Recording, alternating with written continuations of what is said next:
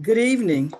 Welcome to this special edition of the Role of Faith in HIV Education, Prevention, and Care. It's hosted by the National Faith-Based Mobilization Networks, otherwise known as Faith Monet, and your center. My name is Bettina Campbell, and I will be your facilitator for this evening. Joining us also with technology is Mr. Thomas Duke Robinson. We recognize Faith Monet's president, Pastor Bernard Montgomery, and your center's board chair, Pastor Dr. James O. Shelley. In addition to this Zoom, we are restreaming tonight's webinar on our social media platforms. Please feel free to share your social media pages.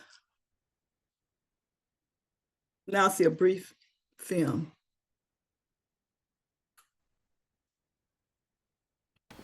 If she ever find out, man, that's the end of everything.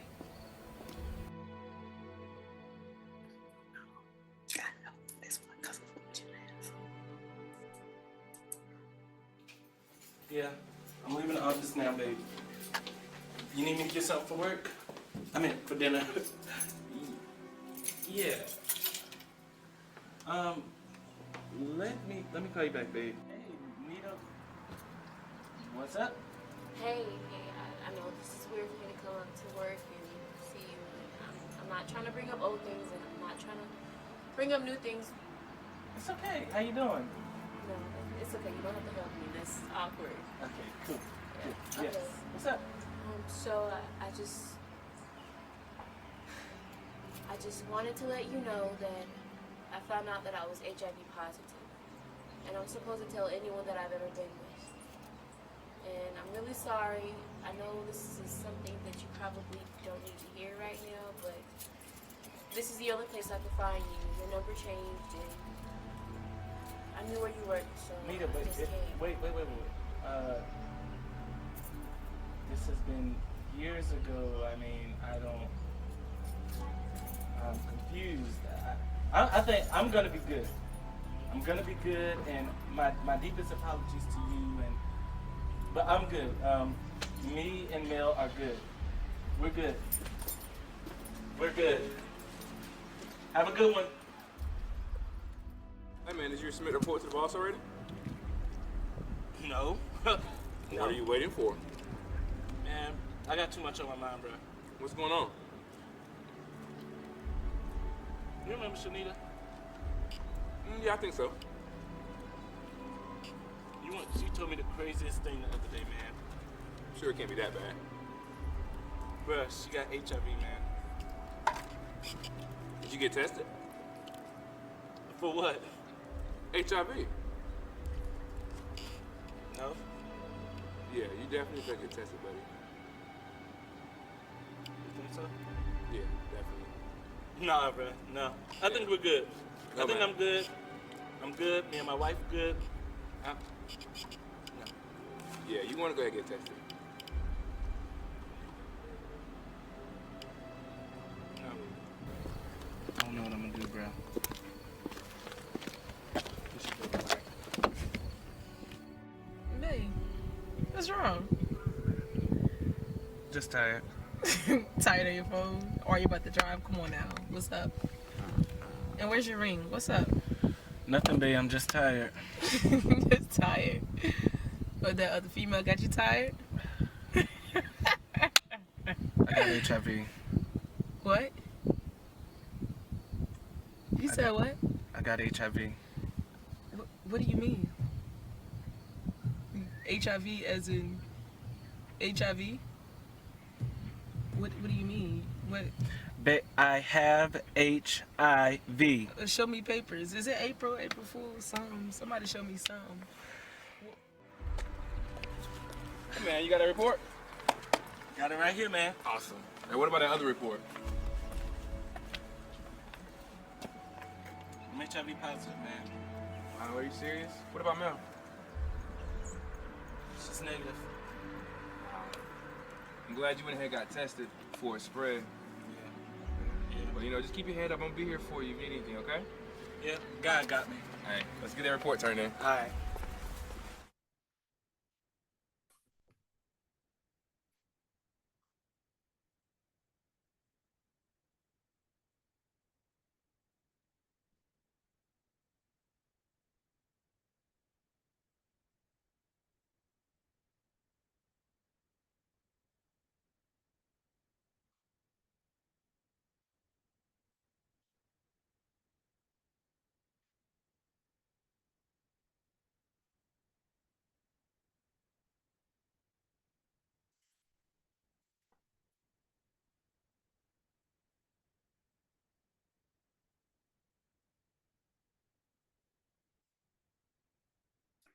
Black communities in the U.S. face unique barriers in accessing HIV prevention and care, which leads to a disproportionate impact on our communities. In 2021, Black people accounted for 40% of the new HIV diagnoses, despite only representing 13% of the U.S. population. This evening during Black History Month, we pause to reflect on the impact of HIV in Black communities and to promote, educate, testing, and treatment by highlighting the ongoing work needed to address health disparities and to improve access to care. But before we begin our presentation, I want to again encourage you to share this information on your social media pages.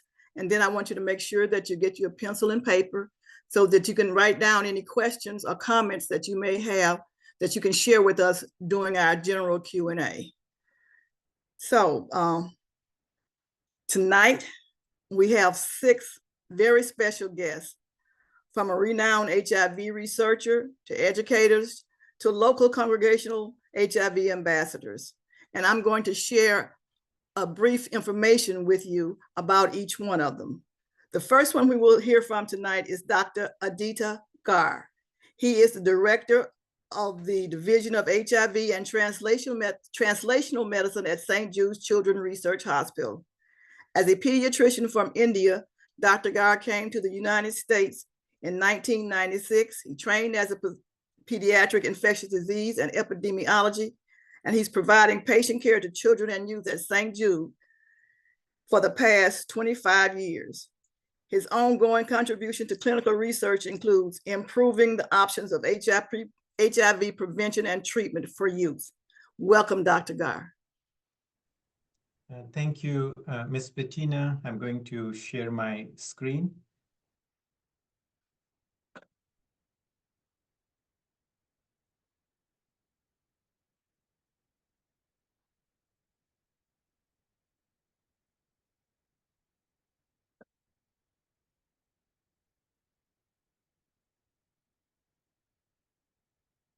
Perfect. Mr. Robertson, I hope it's displaying in the presentation mode.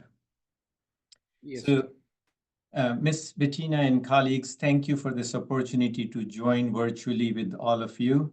Ms. Bettina, you gave me the charge of sharing a little bit of where we stand in terms of HIV prevention and care and a little bit of what we do.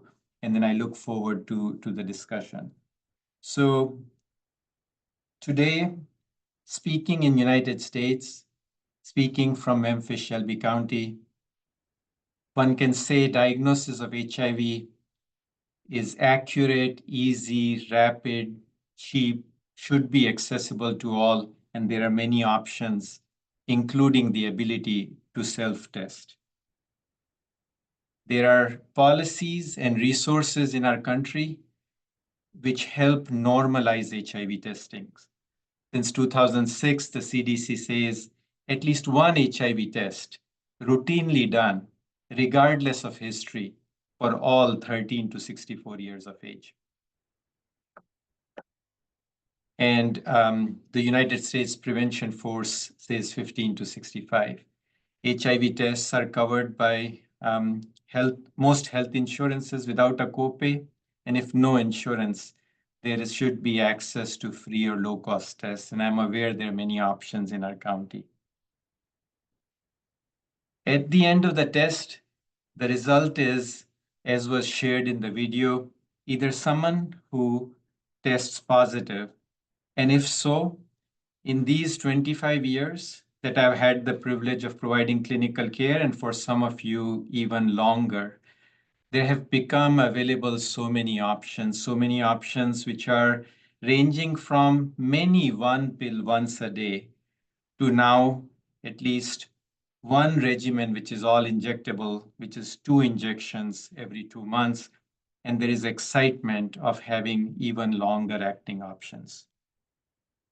For prevention, a growing number of options, which include medications, which can be taken one pill once a day, and again, one injection, which is approved for one injection every 2 months. And for those living with HIV who are diagnosed and on treatment and become undetectable, science which shows that transmission of HIV stops and undetectable equals untransmittable. Now, for over 20 years, it's well established that with the tools we have in this country and should be available around the world, with the medicines that are there, use of C-section when needed, vertical transmission of HIV, sometimes referred to as mother-to-child transmission of HIV, should be zero, and the negligible can be also addressed. So why is it then that this evening, with all of these tools that are available, young people still account for 20 to 25% of new HIV diagnosis? Why is it that we are reading statistics from our region which say states with the highest HIV rates in youth are mostly in the South? Why is it that last year there is in the press some data that's being shared from our county which says that not a decrease, not ending the HIV epidemic, but we have a reported 40% increase in HIV infection in adolescents in our county? Why is it that majority of the youth that we see in our clinic report not having heard of or been offered HIV pre-exposure prophylaxis when I just shared that there are a growing number of options that are available?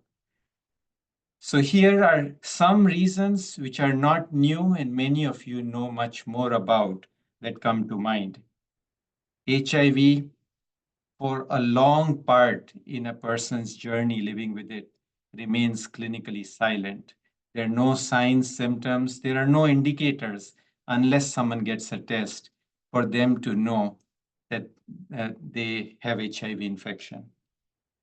There is a lack of awareness and or misconceptions about HIV testing, prevention, or treatment.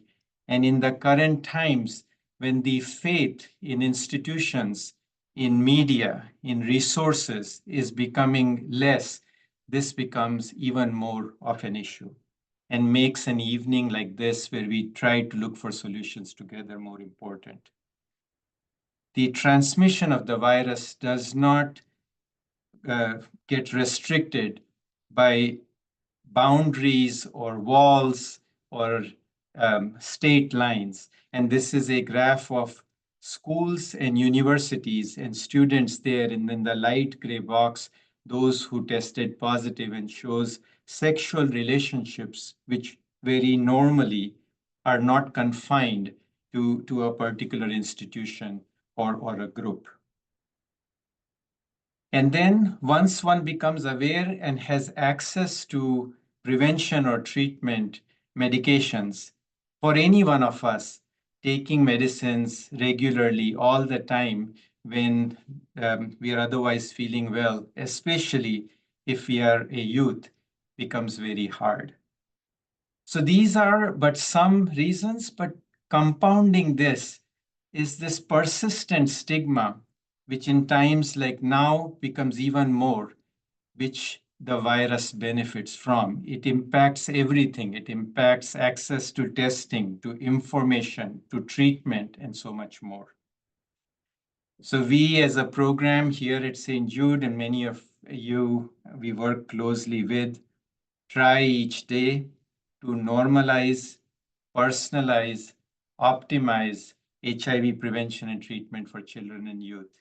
And we try to do this with providing multidisciplinary care, which is at no charge, and providing all that could be done in terms of transportation to the clinic, meals while they're here, and a wraparound or a rounded service for the children and youth we have an opportunity to serve. But in parallel, what we have today, and I showed on the slides, is thanks to the research that was the research of yesterday, which so many children and youth participated in, which makes today's what we take for granted possible. Today's Tylenol is yesterday's research. And so right now we are working and contributing towards research which looks at making long-acting treatment and prevention options even longer, the 2 months becoming 6 months if possible, normalizing the tests that we have access to and should be offered in emergency department and offices, finding ways to engage youth in their awareness of PrEP and staying on PrEP, and then following long-term outcomes of children and youth living with or exposed to HIV. These are just some of what we take to children, youth, and their families, and then they have the option to participate or not. But this is not alone. We are, thanks to our community, with many of you who are going to be speaking and others who are attending, working together as a coalition in End HIV 901 is one such coalition of people with the common purpose of addressing. But we need more. Clearly, the numbers show that we need more in terms of more work from each one of us, more collaborations, including discussions like this evening. And the opportunities for all of us to work and the work we are doing at all these places, increasing testing, and for those who are negative, doing their best to inform them about the options for prevention, and for those who test positive, helping them access treatment and then staying adherent to treatment such that they can remain virally suppressed. And while we do all this, it's so confusing and chaotic to be listening to the news and everything that's going along, but we try not to stop listening to the youth. And I'll provide these references for your access later, and if we have an opportunity, we'll listen to one of these recordings. But we continue to hear the youth, see what they have to share, and some of this, with their permission, is now in the public domain for others to hear as well. So with that, Ms. Bettina, I turn it back to you.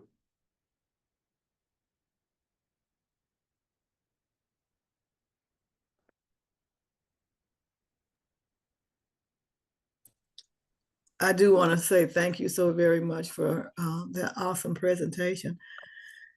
We need this information. And I'm so grateful that you agreed to come on and to provide this for us. And so one of the things that I want to say is that because you work so much with young people, I wanted to ask you, what are some ways youth can be best informed about, their health, including HIV testing and prevention? Thank you, Ms. Bettina. What comes to mind is, and that goes towards the point of normalizing the communication, starting with optimizing communication with youth in the existing infrastructures that we have. So from a healthcare standpoint, I would say for adolescents, for youth, any touch point they have with the healthcare system, be it for the school physical or a normal check, getting in those few minutes to be talking about risk reduction, just like we talk about the helmet when biking and the car seat, the seat belt when driving, so should come about sexual health, wearing of a condom, knowing about the HIV test, and doing it in a very matter-of-fact way. And then our traditional systems of education, which are our schools, colleges, and universities, if not already there, threading in something about, again, risk reduction and sexual health awareness in there, and then normalizing it and not politicizing it. So those are two opportunities, but it'll be lovely to hear from others about other touch points that they have with youth and ways in which they are threading in the messaging as part of it. And so why do you think it's important that youth know about research? Yeah, I think having done this for a while with our team and having this opportunity to work with youth who a subset of them have participated in research, I feel the most important thing we can do is put our prejudices and biases aside and take the information to the youth and let them decide. Sometimes us, especially as pediatricians or parents, tend to be a little bit paternalistic, saying that should not be heard with them. They will not be able to make decisions. But we misjudge the youth. So every time we have had an opportunity to share, this is what is the research about, this is what it could lead, overwhelmingly, we get a, I want to help. I want to participate because of such and such. So research is and will always remain important. All the excitement that we have, and hopefully one day we have a cure, will be thanks to research.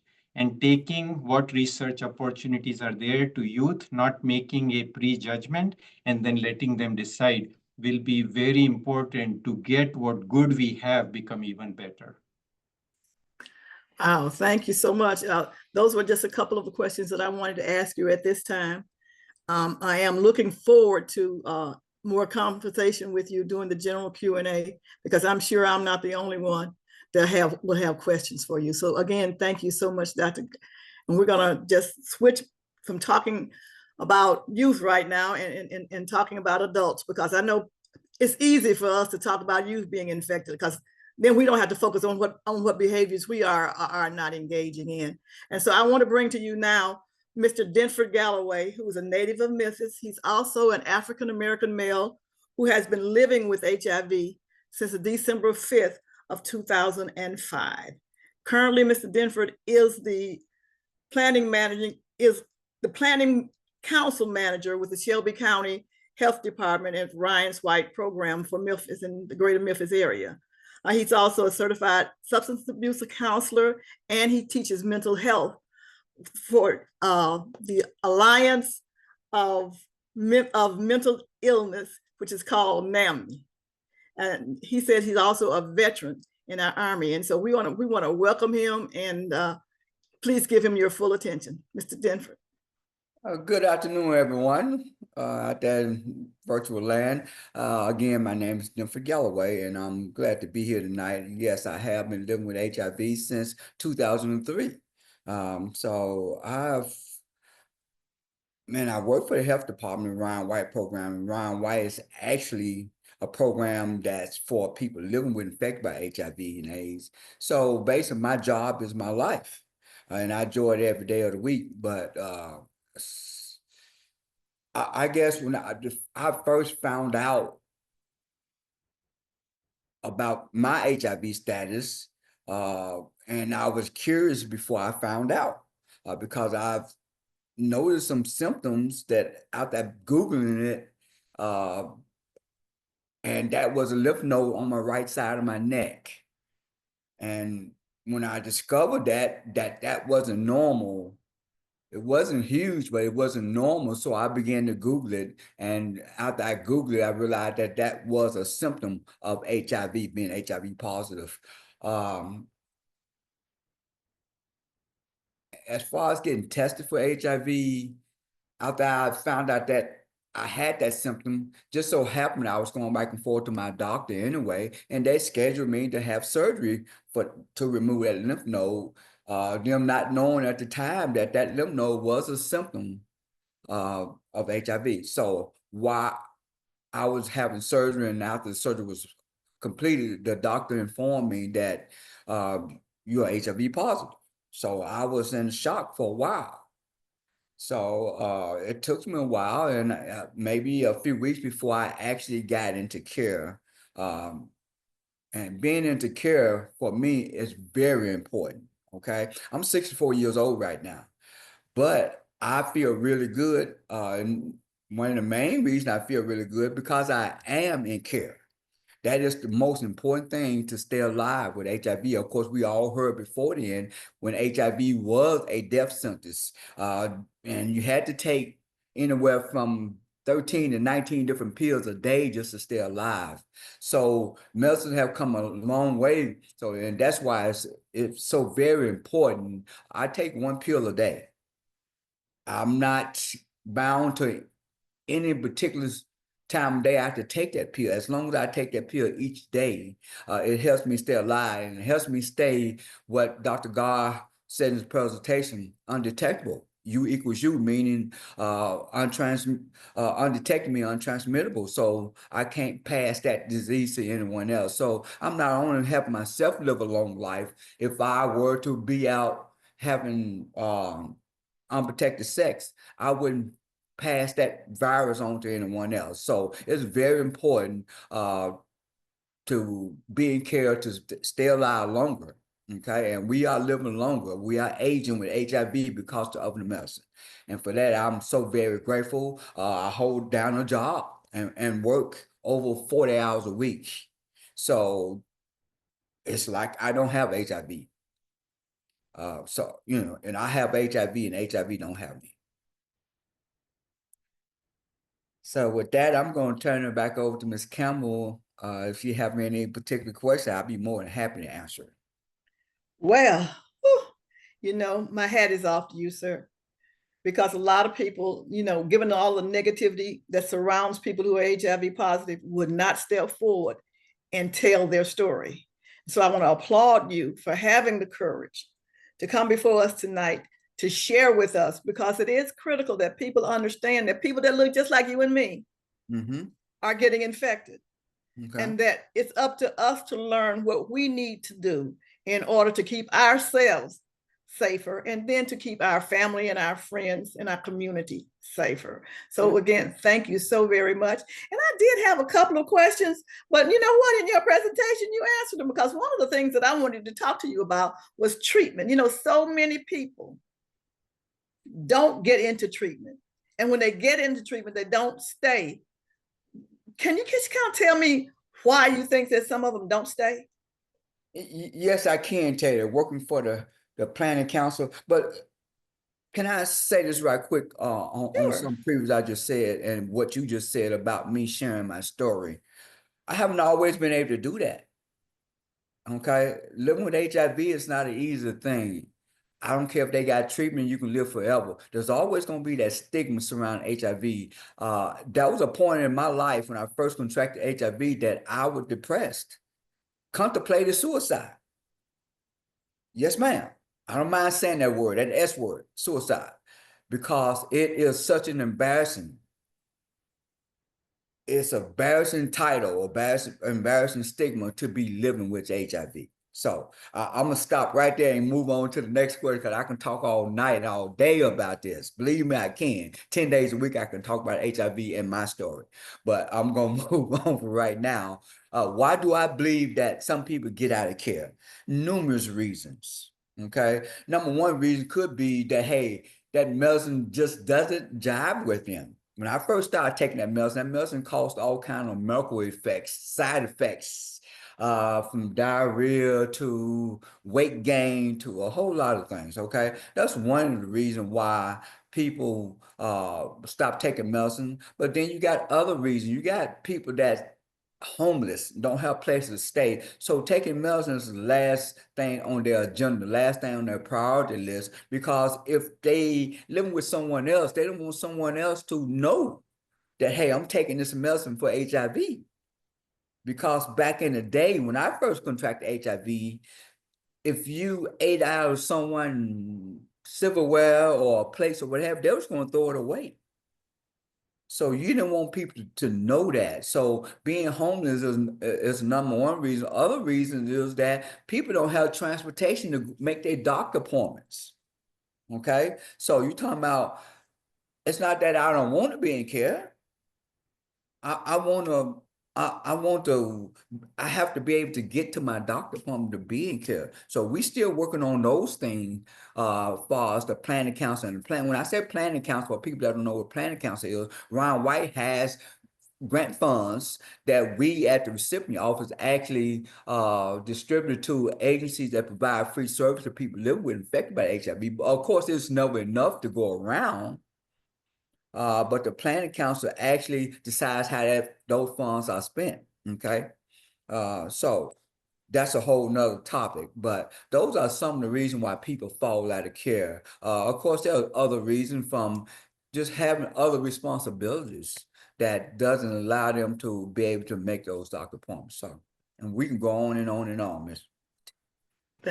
I did one more comment and then I would question.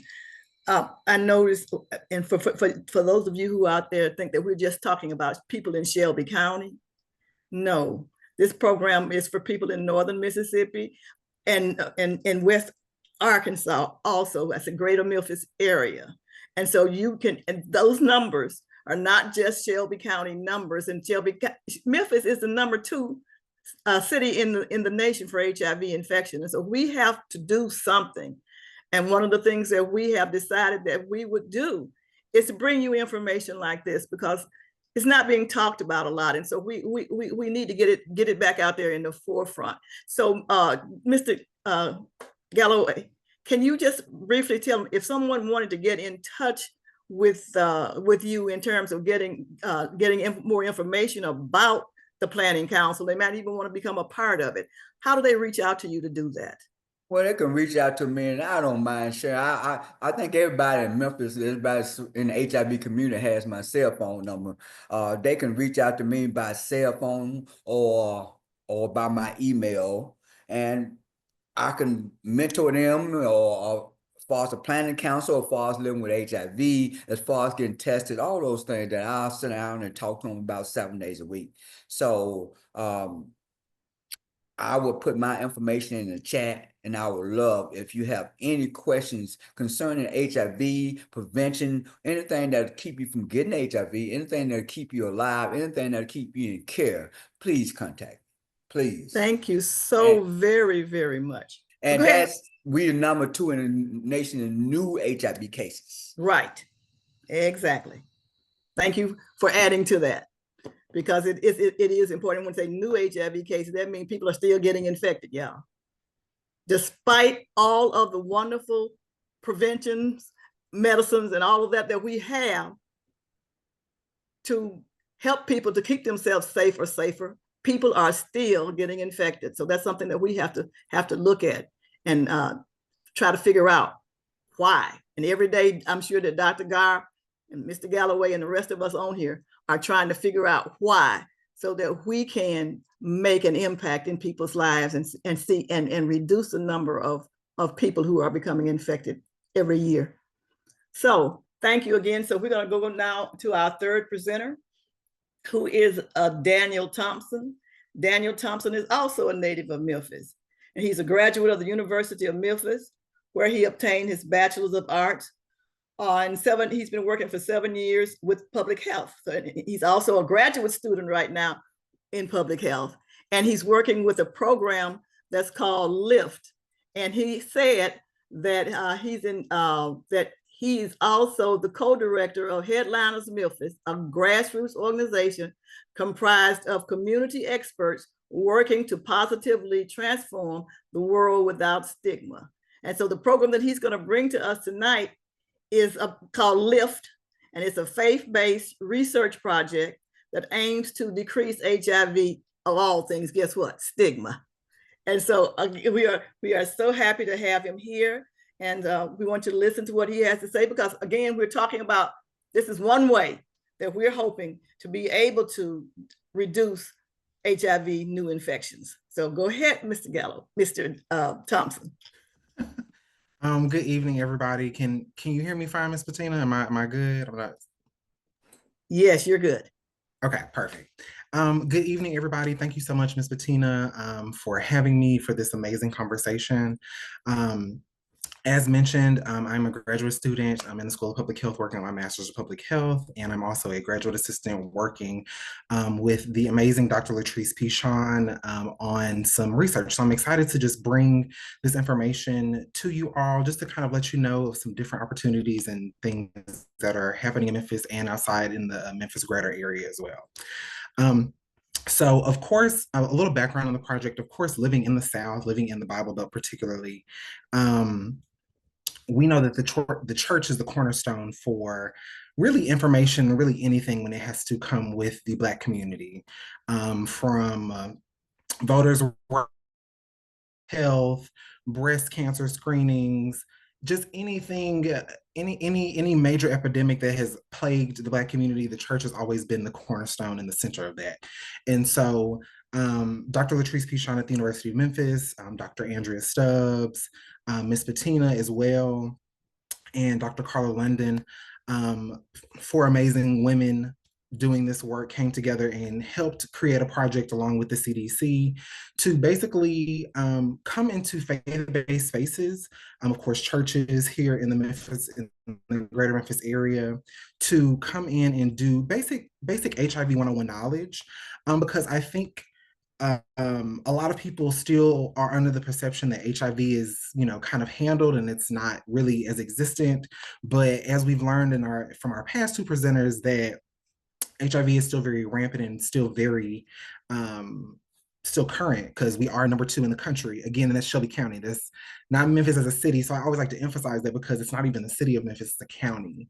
And that is nationally. So that's a number 2 for new HIV diagnosis in the country, a county. So that always is something that always sticks out to me. And so this project was birthed because I know Miss Bettina had been doing some work like this already for years. And so it was something that hadn't really been seen done here in Memphis and kind of in the Memphis greater area with Arkansas and Mississippi. And so we are currently rolling out the project. We've done sessions at Miss Bettina's church. We've done a couple of sessions here in Memphis with some local churches. And the program works is the way the program works is that we have a faith champion who is normally somebody who is a member of the church that can kind of serve as like our liaison between, of course, the research side and the University of Memphis side, along with the church. That way we're able to work in tandem and really make sure that we're able to get the message and the information and recruit people from the congregation to, of course, come and participate. Because I think at the core of this project is education. We're wanting to simply rid some of those myths, some of the stigma that we know still exists around HIV, with education. We also tie into the program with Bible verses and scriptures, and of course, real life testimonials from people and individuals living here in Shelby County with HIV. So it not only allows the faith along with this education to be tied in to, I think, give a different outlook on things with HIV, because I think for a lot of times we don't relate and correlate religion and faith and spirituality with HIV. But a project that we do reference in the LIFT project is our Snap Out Stigma project, where we worked with individuals here in the city of Memphis worked with individuals in the city of Memphis that live with HIV. And it humanizes, using those quotes from those individuals, those lived experiences, it humanizes this virus that a lot of people are sometimes, a lot of the times, uneducated about. And so, long story short, yes, because I can, just like Mr. Denford could talk about his experience and a lot of other things that he does, all of the great work that he does with the health department of Ryan White. I can literally talk about Project Lift and the background and the inception and a lot of different things. But at the base of it, this project is simply just merging worlds that are already working, but I think we just wanted this project to, in a way, make it centered for this area, make it a project to where we're coming in, we're building relationships in the faith-based industry, and not the faith-based industry, the faith-based community, and bringing in something that is tangible, that can be taught and be continued to learn even after we are done with the sessions.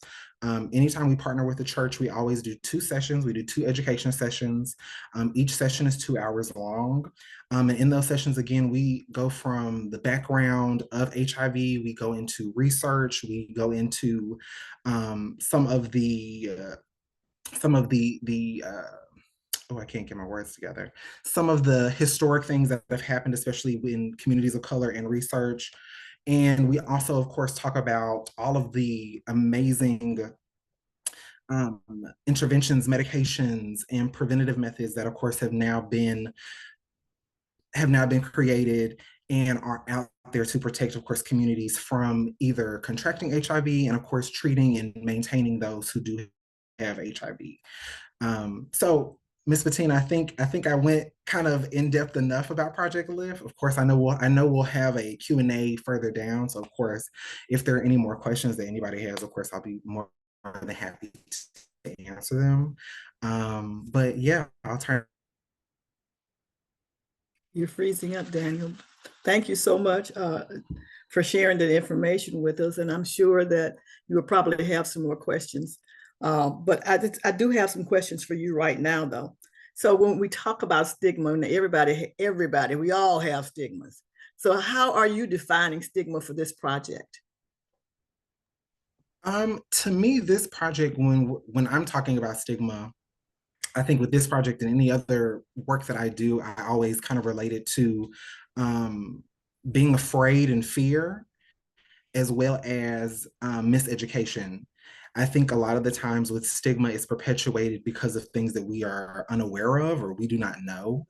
I think a lot of the times stigma has a historical thing, whether it's familial or religious or work related or whatever. And so I think being able to tackle that stigma with education and facts to give people the autonomy and the choice to choose whether they want to support things, but at least they have the facts and the education with that. So when I think of stigma, I always relate it to either miseducation or fear. Thank you for that answer. So, in the countries across the United States, we have organizations, governmental facilities, and public health facilities that are working on HIV. But why do you think that as a public health major, that a partnership between faith institutions and these groups is a way to use resources effectively to end HIV? Kind of like what I said in the beginning when I first started talking. I think the church has been the cornerstone for it's been the cornerstone of a lot of epidemics that have plagued the Black community. It's a safe space, it's a trusted space. And so I think having that partnership with the faith-based communities, the church, the congregation, and pairing that with research is amazing because I think it's a great way to, one, get people of color involved in research because there aren't enough of us involved in research as it is. I think that it can also rid a lot of that mistrust and fear that a lot of the times people of color have when it comes to research in the medical community, just based off historical trauma that has happened. So I think, but I think pairing both of these together is a great way to rebuild trust and, of course, educate our community in a safe space that they feel comfortable asking questions and things of that nature. Thank you so much, Daniel, for those answers and for the overview of LIFT. I'll tell Dr. Pichon you did a fine job. So I'm just I'm glad that you're able to stick around so that we can, during the Q&A, hear more questions and answers for you. Okay, so our next panelist is Sister Loretta Miller. She's representing tonight the Mid-South Churches Cooperative Conference. This is an awesome lady. I really enjoy working with her. And I know that she's going to share with us tonight about why she became involved in HIV and why she had a training at her church for her members. And Sister Loretta is currently a member of the Prince of Peace Missionary Baptist Church. She's a certified instructor and dean under the auspice of the Department of Christian Education Sunday School Publishing Board. And she has served as an instructor for several of those annual institutions. Sister Loretta's participation with the Tennessee Baptist Missionary and Education Convention, and she is also a state director of the Christian Education of the Mid-South Churches Cooperative Conference Baptist State Convention, and she holds a bachelor's degree in arts and a bachelor's degree in art and in science degree in political science from the University of Memphis. Y'all, let's welcome Sister Loretta.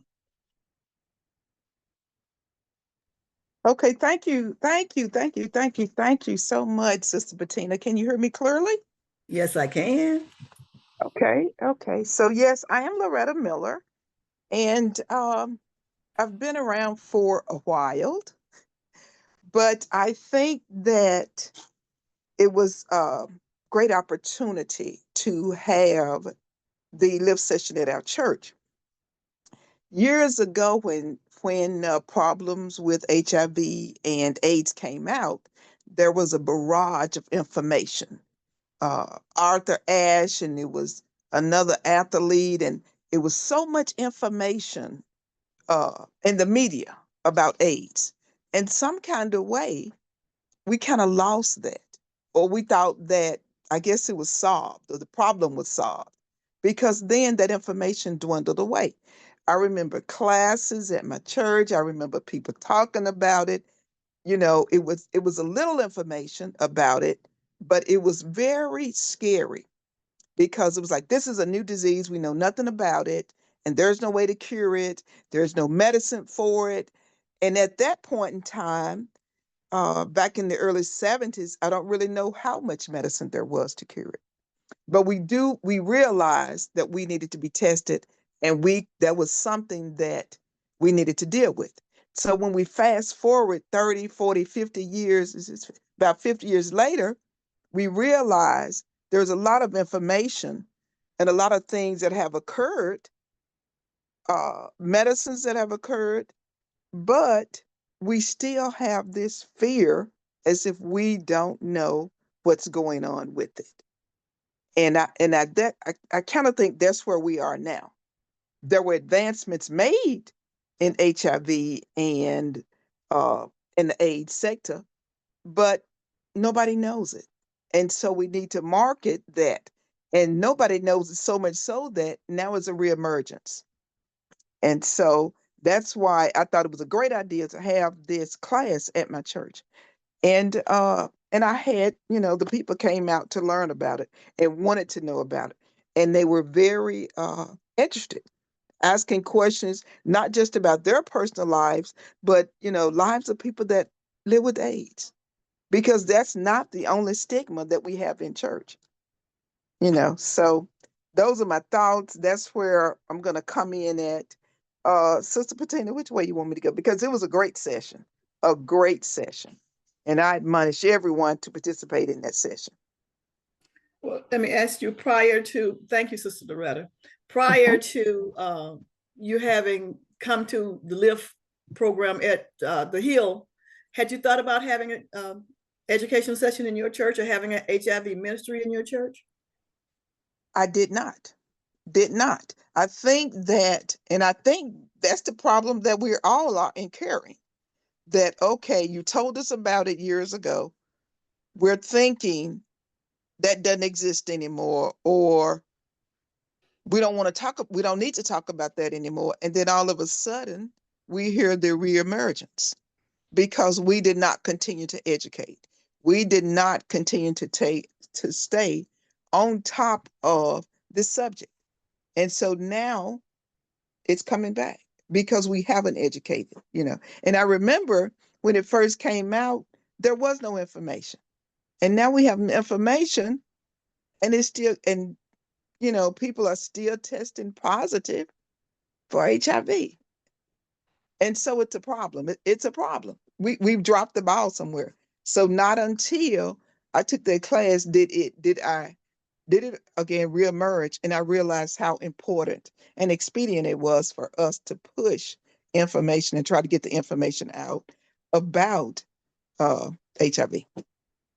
So you enjoyed the class enough that you wanted to have the information be shared with your church. Is this something now that you've decided that you're going to have an ongoing ministry there? Well, we have an ongoing health ministry at my church, but I'm always talking to people about not just HIV, but all sexual transmitted diseases. And I let them know this is not something to play with, because a lot of our young people walk around with the big S on their chest because they feel like they're Superman or Superwoman, and it's not going to happen to them. But they have to realize, and that's what I have to express to all of our young adults and our young people, it is real, and it stays with you. And so and that was something else that we had when I was younger.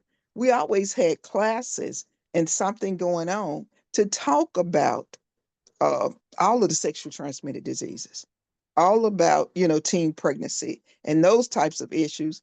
But somewhere along the path, I don't know, we didn't lose interest. For some reason, we had a fake security that we had done all we could, I guess. I don't know. And I do know people changed. So, yes, but we still need to. We still need to. Well, again, thank you, Sister Loretta. I want to say that first, it's easier for us to talk about HIV or other sexually transmitted infections in terms of the young people. But there are people our age who are back out dating for whatever reason that needs to have this information also. So when we talk about having an HIV ministry in our churches, let's be mindful that we're making it inclusive of all ages, and even if we have to say, y'all come on, learn so y'all can help us protect the young people, they're learning, and they're learning how to protect themselves. So again, thank you so very much for sharing with us, and we hopefully that you will have some questions during our Q&A. So next we're going to talk to Mario Jefferson. Mr. Mario Jefferson is a recent graduate of the University of Southern Mississippi with a master's in public health. He's currently employed at Region 1 Health in Memphis, Tennessee as a patient and family relations coordinator. He's a devoted member of the Hill Hernando Baptist Church, where he is very active in the different ministries such as music and also technology.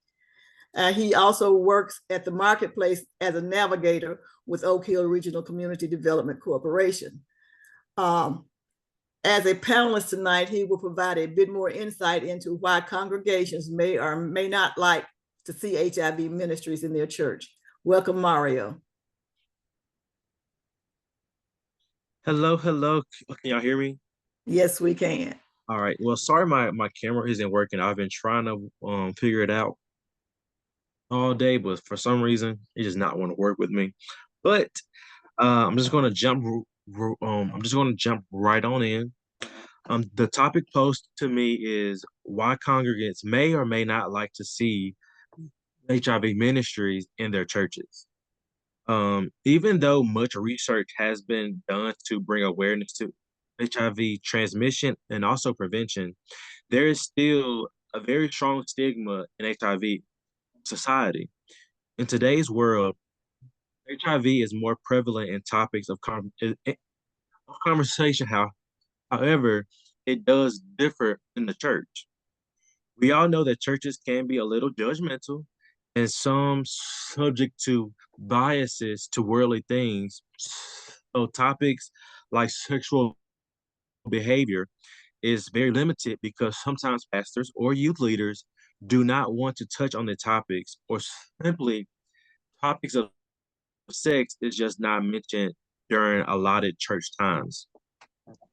Um, with the youth today, their minds are like sponges, just as ours were when we were their age.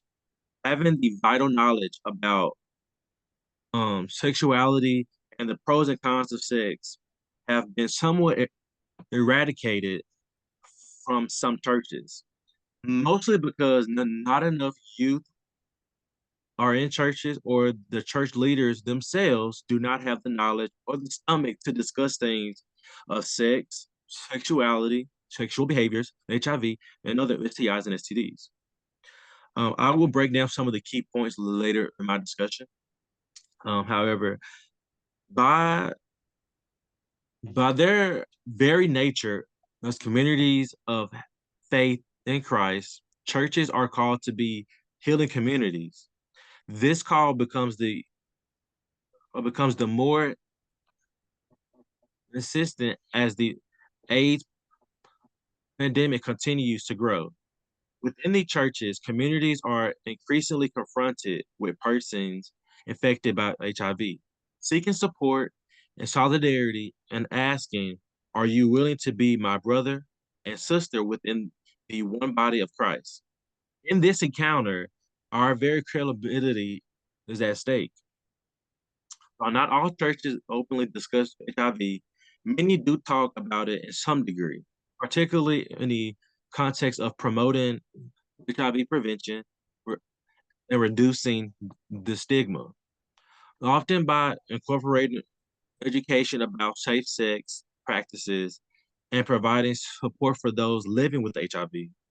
However, some churches may avoid the topic due to discomfort with sexuality or concerns about stigmatizing individuals affected by the virus, especially dependent on the denomination and community context. To wrap up, there have been studies of discussions regarding HIV awareness and prevention in churches, and studies under the National Institutes of Health in churches in South Africa, also at Wheaton College, and aspects of biblical and theological responses regarding HIV, and also in studies in the World Council of Churches titled The Impact of HIV and AIDS and the Church's Responses. Some of the key points about churches and HIV discussions and dealing with the positive aspects, um, you you have the thing of awareness campaigns.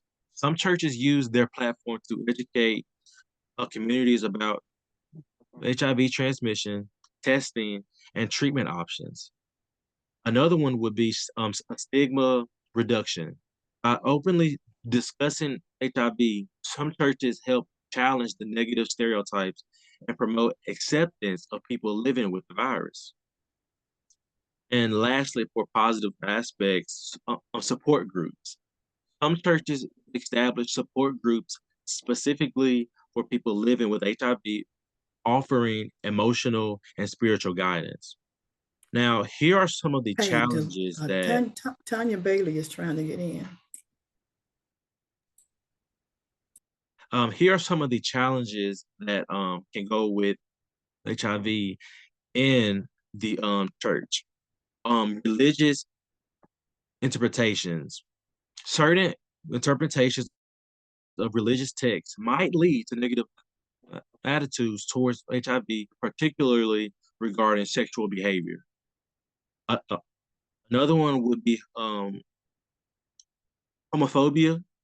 In some communities, churches might avoid discussing HIV due to concerns about addressing the LGBTQ plus issues.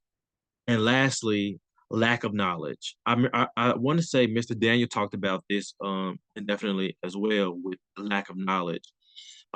Some pastors or or church leaders might not feel adequately equipped to discuss HIV in a sensitive and accurate manner. Um, that is all I have on the aspects of how congregates may or may not want to have HIV ministries in their church.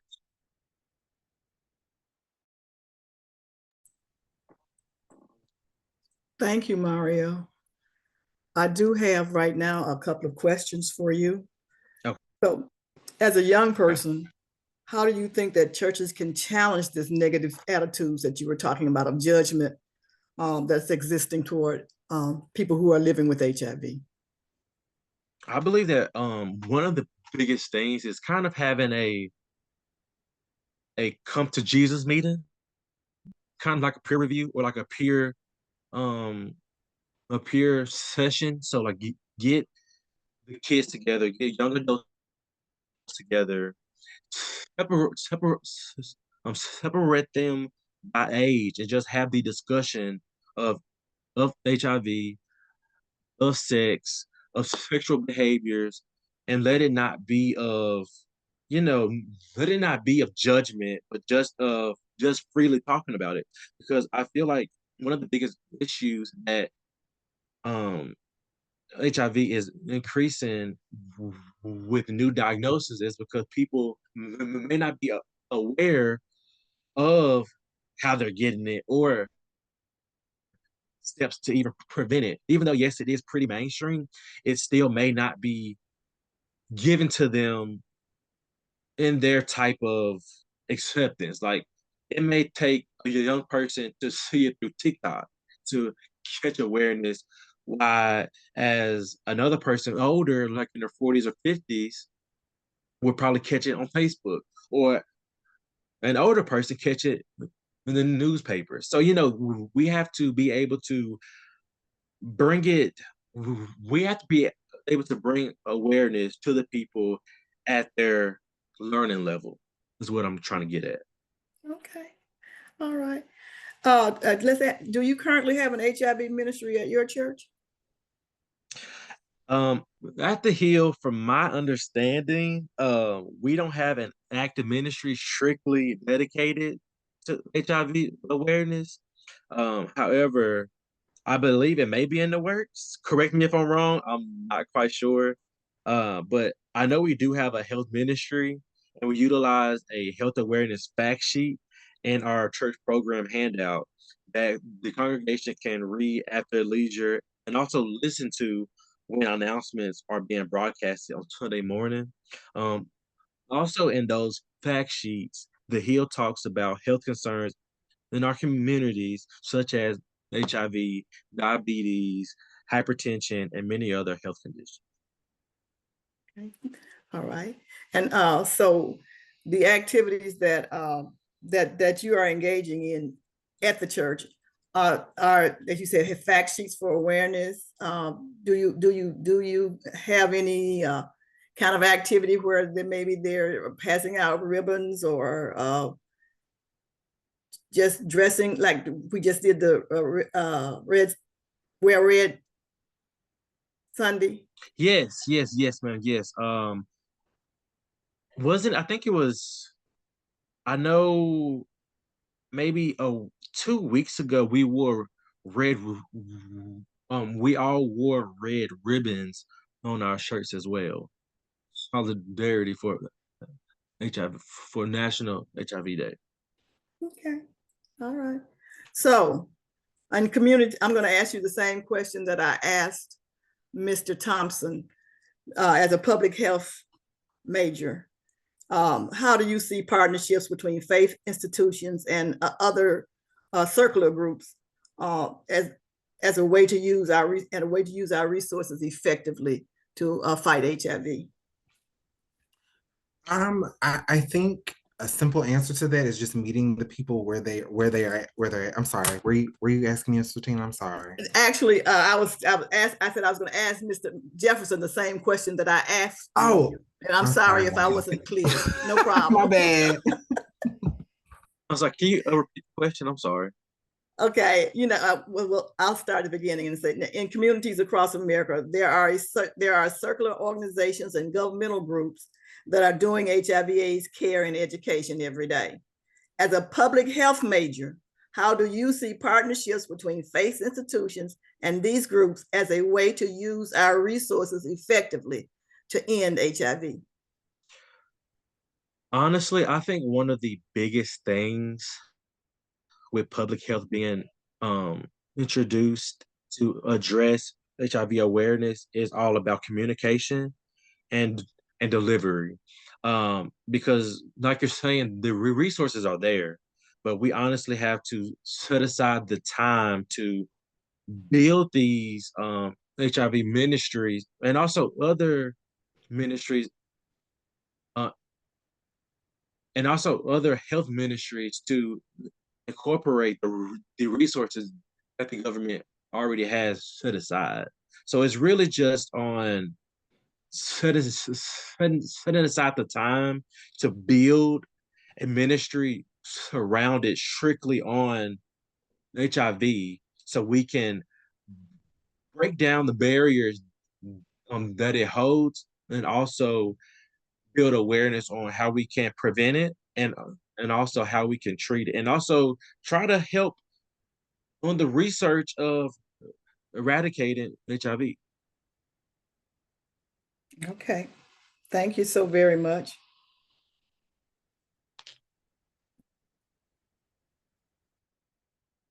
Okay, you all may see me, noticing me looking at my phone, and was watching because our next presenter, Pastor Dr. Tanya Bailey, unfortunately, is just leaving the emergency room. And so she probably is not going to be able to join us. She's insisting on sending a link, but listen to just reading from what she says, I think it's best for her to go home. So we are not going to be able to have her with us, but I want to just to tell you a little bit about why we invited her today and what we thought that her message would bring. Dr. Bailey worked with me and Dr. Pishon in Flint, Michigan on a project called Your Blessed Health. That project was designed and implemented by first ladies of several different denominations located in Genesee County. And Dr. Bailey's church was one of the first churches to implement Your Blessed Health in her church. She also volunteered to mentor our youth group, which was known as the Sexperts, and help them to develop a one-page brief for the barriers that you saw in working with the churches or in utilizing their faith to impact HIV, and also coming up with some strategies that they thought would be useful in breaking down those barriers in the church. And we worked with 60 churches across 9 denominations, and she was very instrumental in that. The beauty of her working with us was that because she was also at the University of Michigan, she saw a need for this program to be at the University of Michigan. And so she sat down with your center and several other agencies, like the health department and agencies that were providing services for STIs and HIV. And we created a service learning program that was a required course for incoming freshmen. That course fastly became one of the most popular courses on campus, and it's my understanding, and she said that this course is still going on today, and it's still a very popular course. So it gets to say that if faith institutions or churches work with secular organizations, that we can come up with some programs that will allow the church, based on the science that is needed, but also based on the church's beliefs and their doctrines and their practices, that we can come up with a program that would be inclusive of faith institutions or churches being more than willing to have the ministries in their church, and more than willing to work together with the community to reduce the spread of HIV or new HIV infections in their community. And I know that I'm not doing it as eloquently as she would have done it, but I am so grateful that she cared enough to want to try to still be here. She's still texting, talking about she don't want to let me down. But if you're sick enough that you need to go to the emergency room, you need to go home and you need to get some rest. And so I just want to thank all of you for your comments and your questions, and for being patient tonight with us. And so we're going to now open up our question and answer portion. And we're going to ask that if you're on the Zoom, that you will open up your mic and that you would answer questions, or you can put it in the chat. And if you're on social media, that you put your questions in the comment section and someone will read them for you. But before we do that, let me say again that I want you to share this information because it's so critical. Please share this information with your family and your friends, and share the information as widely as you possibly can. Now, before I open up to questions, did any of my panel, did any of you have any last information that this is burning that you want to say to us tonight before we start answering questions? Yes, I would like to say to everyone that HIV testing is free. There are several locations around town, around Memphis, and Memphis, Mid-South area that does free HIV testing. So if you can, please, and our slogan at the health department is know now, live longer. It's best to know than not to know. Regardless of what the embarrassment may be, it's best to know and live than not to know and not live. Thank you. Right, Did anyone I agree. else? And Sister Bettina, I did want to say thank you for the opportunity. And it is sessions such as these that would help us promote and market the importance of getting the word out. The more information we can put out, the greater chance we have to touch young people, well, young and old people, about how important it is to know your status. So I think it's a great session. I think it was really good. Thank you. Okay. If there are no other comments, we're going to open up for questions. So let's go with our other social media sites first. Do we have any questions from Facebook or any comments? We have a question. Has an infected person become diagnosed as HIV free? Did they say who that was for? And the question again was, has an infected person become diagnosed as HIV free? Let's do this. Let's let Dr. Gar answer that question, and then I think that Mr. Calloway wants to say something too. So we'll hear from both of them. Sure. So the colleague who is asking this question may be pointing to the few but important examples over the past 2 decades where an HIV cure has been described. A subset of those are individuals who, in addition to HIV, also had a malignancy like acute myeloid leukemia, for which they received a transplant. And they received a transplant with cells which were in some ways immune to HIV entry. And then for years, they have been followed and they have not tested HIV positive.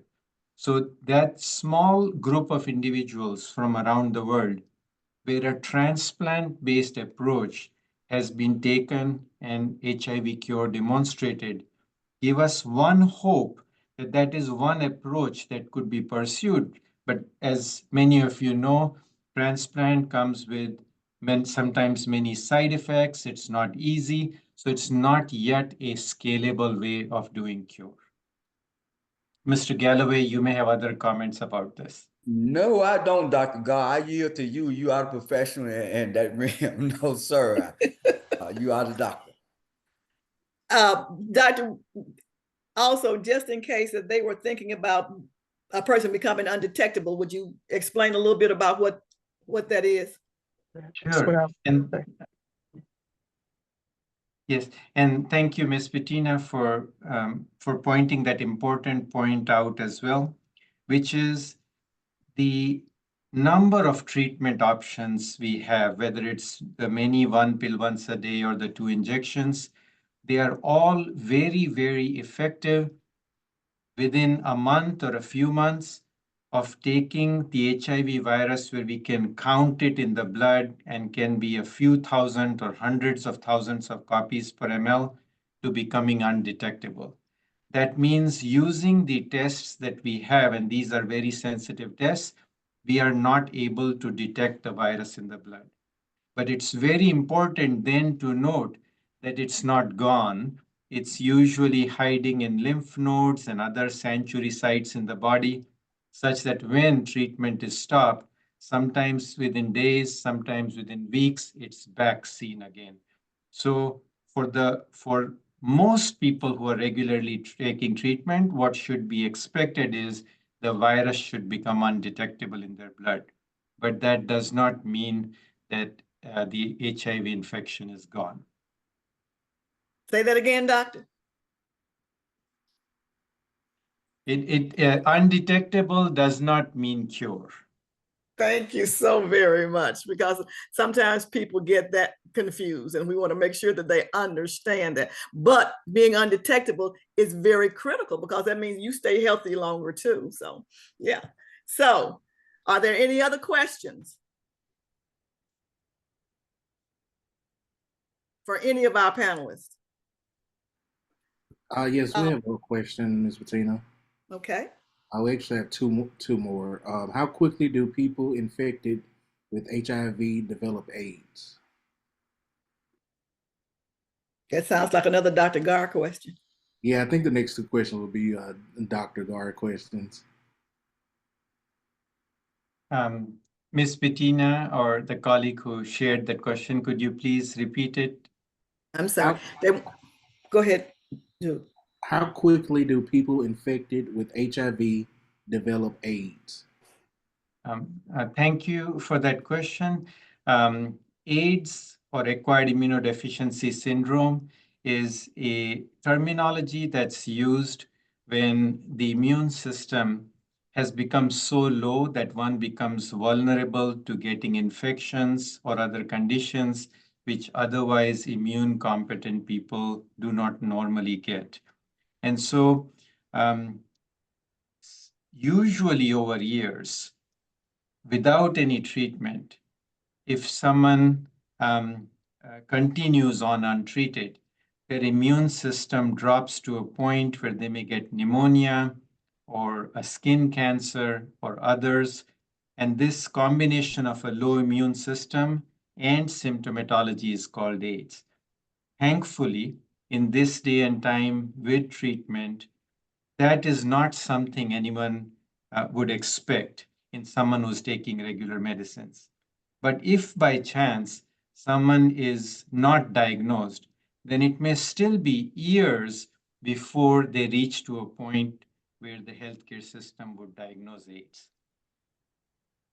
I hope that answers it, but other colleagues, including Mr. Galloway, could please share as well.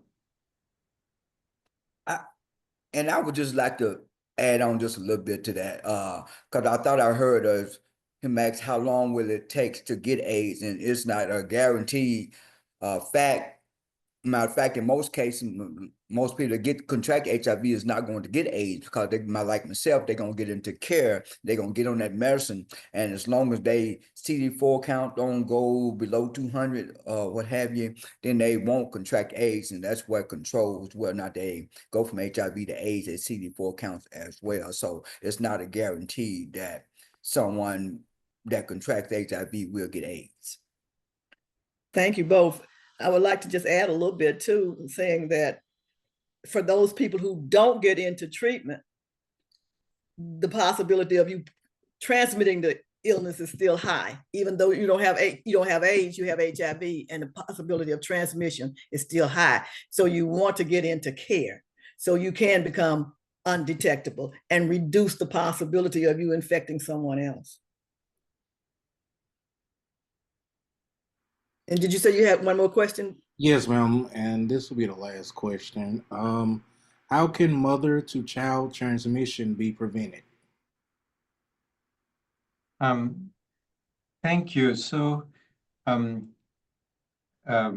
key point about prevention of mother-to-child transmission is to make a mother aware if she has HIV or not. So as part of that, there is routine testing for HIV that's recommended during pregnancy. And in our state, it is in the first trimester and the third trimester, so that just before delivery as well, or in the trimester leading up to delivery, one knows one's HIV status. If a mother is pregnant and has HIV, then her being on treatment makes her virus undetectable. And we discussed how undetectable equals untransmittable, and that also means untransmittable to the baby. So the main point about prevention of mother-to-child transmission is to make a mother aware, have her on the appropriate treatment, and that by itself should prevent transmission. But as an extra precaution for the baby that's born to a mother living with HIV, medicines to prevent HIV are given for a few weeks.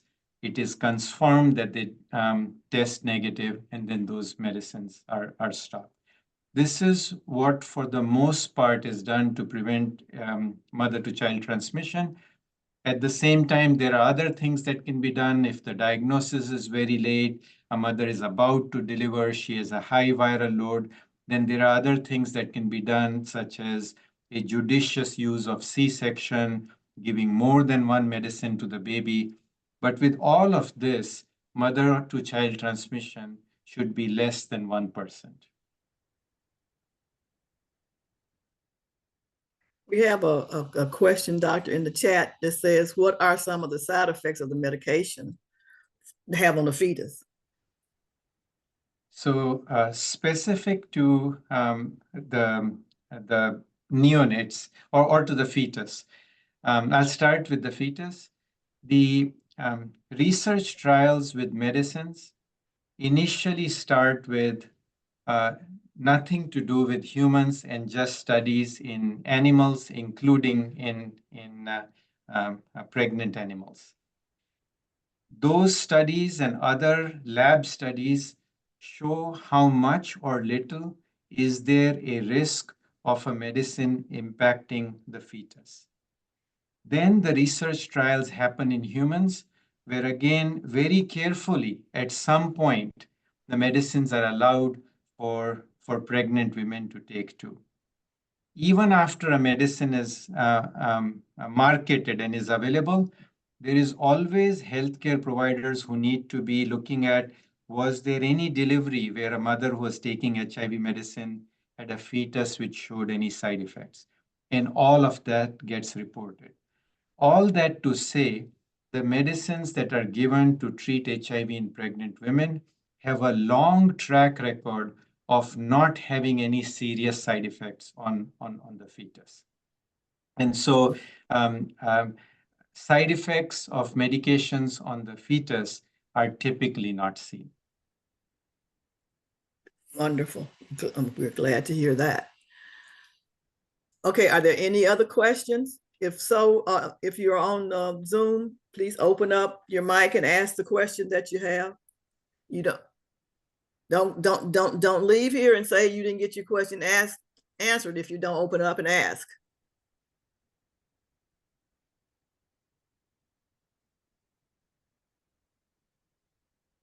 Okay, so there aren't no questions of anyone. Let me circle back to Mario. Mr. Jefferson, you said that that you had some ideas that you wanted to share. If there were any additional questions, did you still have those ideas you want to share, or are you good? Are you good? No, ma'am, I'm good. Okay. Is there anything anybody else want to say? Now, I'm going to say this, and I know we are not quite at the time that we said that we were going to end, but we are close. I am willing to stay on if anybody else is wanting to stay on and hear the testimony from the young man that Dr. Gar says that he would like to share with us. So, Dr. Gar, we have about 6 minutes, so if you want to play just a little bit of it, we could hear that. Thank you, Ms. Bettina, and I'm going to play the recording. What Mr. Galloway did is very powerful. It takes courage, but that's the most personalized message which inspires all for HIV prevention and treatment. And there are many youth who eventually, Mr. Galloway, will have the courage to turn on the camera, identify themselves, and speak. But it's a journey to reach to that point of comfort. And what we share is the voice of a youth. We will not see the face, it's an audio recording, but it gives also a peek into the journey of knowing about HIV, coping with it, and it gives us some pointers on what we can do.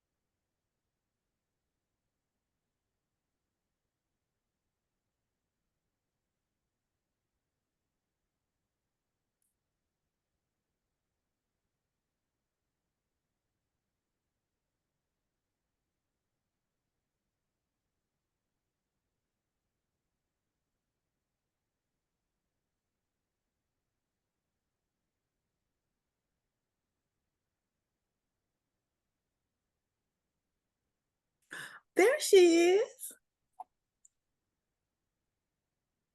Dr. Gar, while you were working on that, I'm going to have Dr. Bailey has joined us, despite my telling her to go home and go to bed. She has joined us, and so we are going to hear just a little bit from her. Good evening, Dr. I'll let you introduce yourself. Well, God bless you, and thank you so much for having me on for such an amazing opportunity to learn, to grow, to thrive, and to be blessed. I am Dr. Tanya Bailey, and I am one of the pastors at Hand of God Ministries in Flint, Michigan.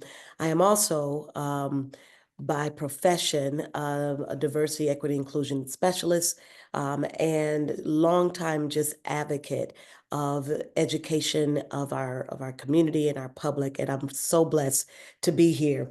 I know that this conversation has been a conversation of great enlightenment, and I'm hoping that the audience tonight, as those in the future, will look upon this information to be such that it gives us guidance toward our future and toward who we want to be.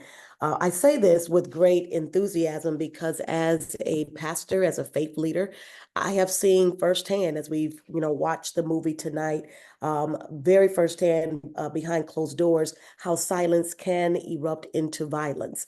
Violence, not necessarily in physical death, but in spiritual death. And the scripture tells us that we perished because of a lack of knowledge. The reality is our silence has never been the answer, especially in the household of faith. I believe it's Proverbs 31, verse 31, verses 8 and 9. It says, it reminds us to speak up for those who cannot speak for themselves, for the rights of all who are desolate or destitute. Speak up. And as the scripture says, speak up and judge fairly. Defend the rights of the poor and the needy. And as a faith community, I believe it's our duty, it's our role to make sure that our congregations and the community in which our synagogues are placed in, that they're educated, not just spiritually on things of those scriptures, but also on educating on how we carry out those scriptures and the true fulfillment of God. Throughout the Word of God, we see how we're supposed to be the arms, the hands, the feet, the eyes, the very heartbeat of God, right? How do we do that if we're not talking about all issues, if we're not talking about all issues that face those in our congregation? And if we're really honest, as we saw in the film tonight, this is an epidemic and this is a plague that can be avoided if we have proper education. I'm thankful that Hand of God Ministries has been one of many churches and faith communities that have brought in Your Blessed Health and became a part of that amazing initiative that allowed our ministry to, first of all, develop a health team. I know it may sound strange, but why would we need a health team? The same reason we would need a deacon team, the same reason we would need a choir or an usher board, because it takes people to move the kingdom.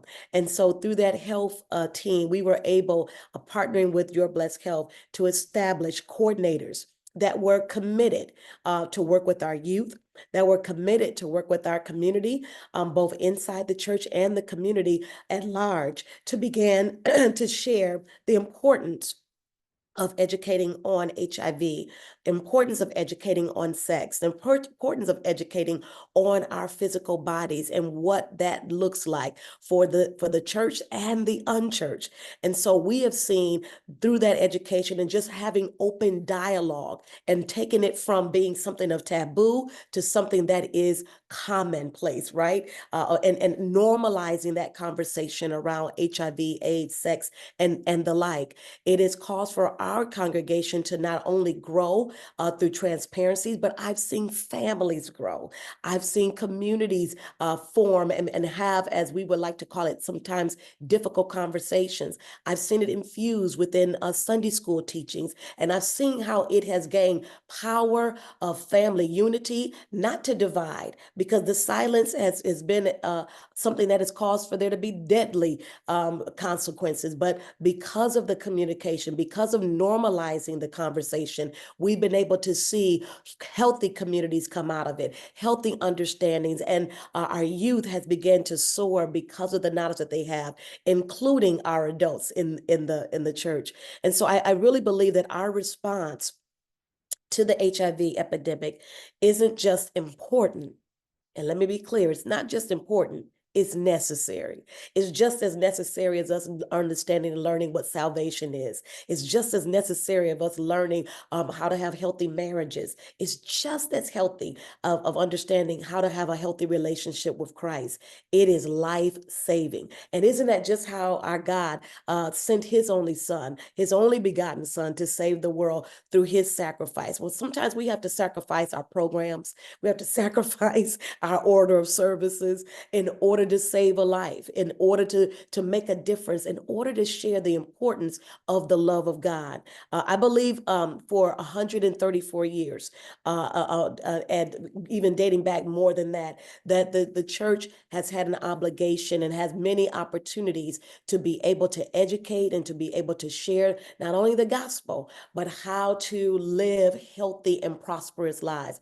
I believe it was Christ that says, I wish above all that you would prosper and be in health, even as your soul prosper. Now, when you look up that word even, it means equal to. So equal to how my spiritual man is prospering, so much my soul, my mind, my will, and my emotions also have to prosper. All of those things, as I'm sure many of our panelists today have talked about, every aspect of that really depends on all parts of us prospering. Well, that means I have to be educated in my sexual health. I have to be educated in my spiritual health. I have to be educated as a person of God.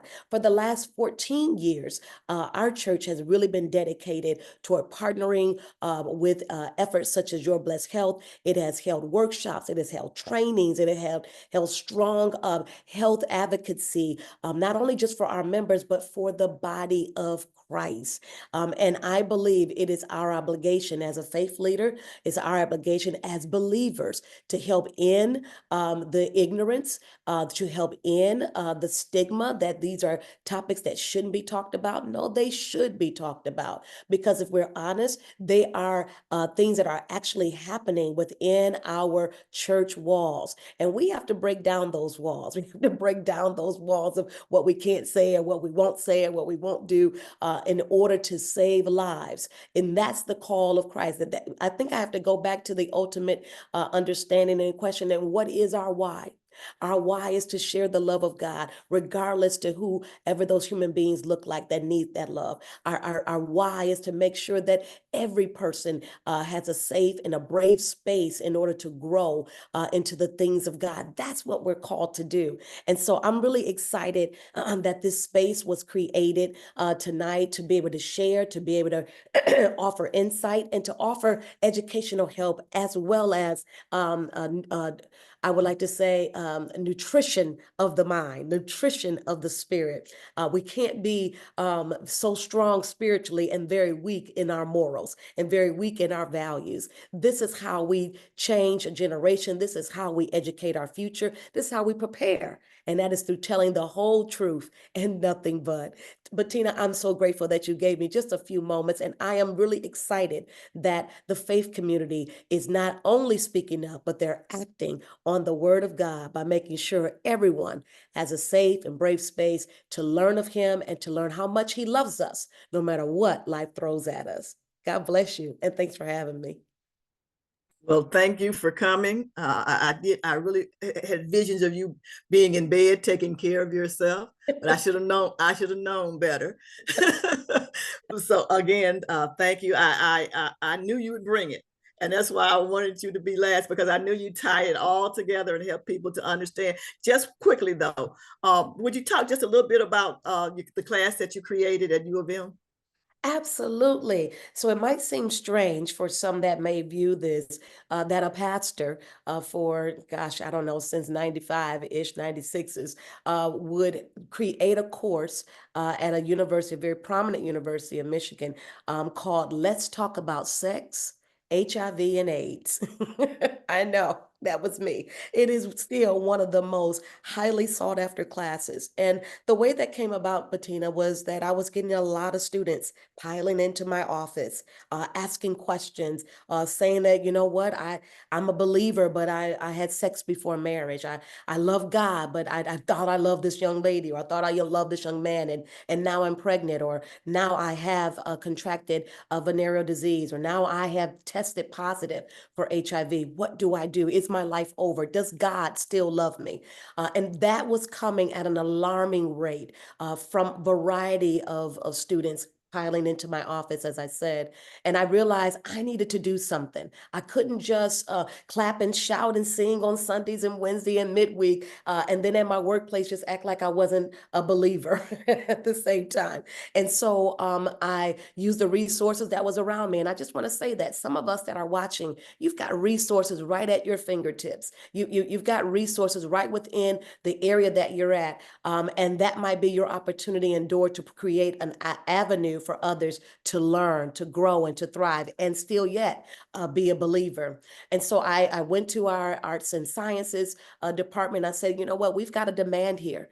And if we don't do something, we're going to be missing out on an opportunity to not only pass out diplomas, but many of them may not make it to receive their diploma because they are still lacking important knowledge. And so me and another colleague of mine, a professor in biology, got together and we created this course, Let's Talk About Sex, HIV, and AIDS. And we infuse both the biology as well as the health aspect and the education. And then we also threw in, just because that's my love, is study habits and time management and how to do all of this and still be a successful student and how to do all this and still believe in your faith and have a relationship with God. We took windshield tours to also identify what are some of the barriers and some of the disparities that will cause for the ignorance to perpetuate through this class. We brought in experts like Dr. Tamara.